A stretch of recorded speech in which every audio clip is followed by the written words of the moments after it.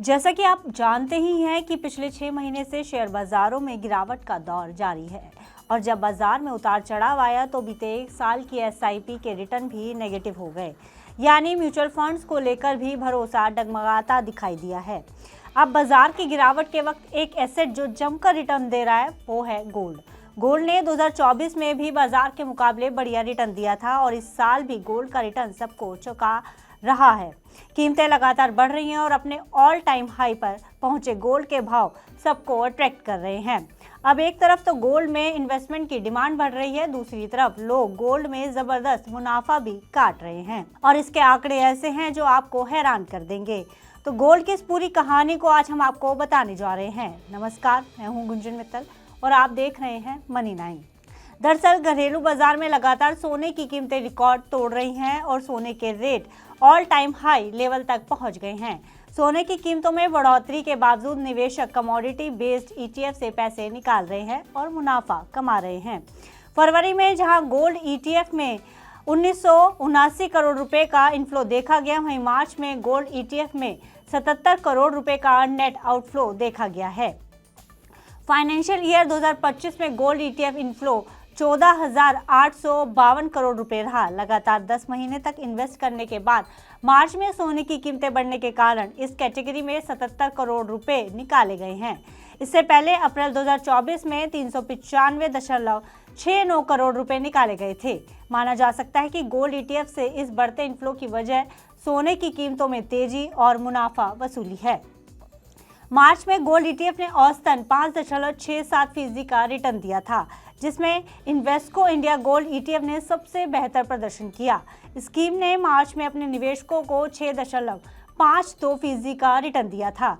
इसी अवधि में एलआईसी एमएफ गोल्ड ईटीएफ और आईसीआईसीआई प्रूडेंशियल गोल्ड ईटीएफ ने लगभग 6.48 और 6.33% का रिटर्न दिया है।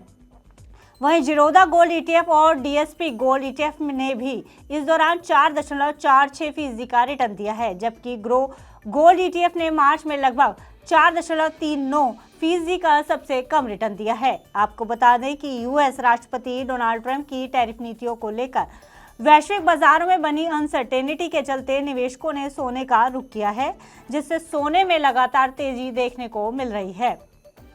बुधवार को भी सोने में जबरदस्त तेजी बनी हुई है। एक दिन में सोना 1016 रुपये महंगा हो गया है। एमसीएक्स पर सोने का भाव बढ़कर 94,476 रुपये प्रति 10 ग्राम हो गया है। वर्ल्ड गोल्ड काउंसिल के अनुसार ग्लोबल स्पॉट गोल्ड की कीमत में भी इजाफा देखने को मिला है।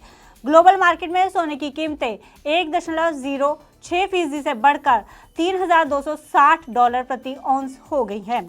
भारत में सोना निवेश का ठिकाना तो है ही, इसके साथ एक इमोशनल जुड़ाव भी है। लोग खरीदने, पहनने और निवेश के लिए गोल्ड को एक बेहतर ठिकाना मानते हैं। यही कारण है कि थोड़ा सा पैसे इकट्ठा होते ही लोग गोल्ड की खरीदारी करना पसंद करते हैं। ऐसे में जब पूरी दुनिया में मंदी की आशंका बनी हुई है, अमेरिकी डॉलर में गिरावट आ रही है और ग्लोबल मार्केट में मंदी छाई हुई है, सोने के दामों में तेजी बनी हुई है।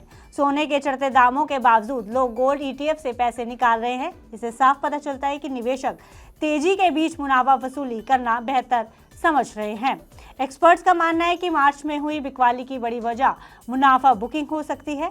मार्केट में गिरावट से परेशान निवेशक सोने के रिकॉर्ड स्तर पर पहुंचने के कारण लाभ कमाना चाहते होंगे। यही कारण है कि लोग प्रॉफिट के समय गोल्ड ईटीएफ से पैसे निकाल रहे हैं। इसकी दूसरी बड़ी वजह शादी के मौसम में सोने की मांग में तेजी भी हो सकती है। फिलहाल इस खबर में इतना ही। आप बिजनेस से जुड़ी अन्य खबरों के लिए देखते रहिए मनी 9।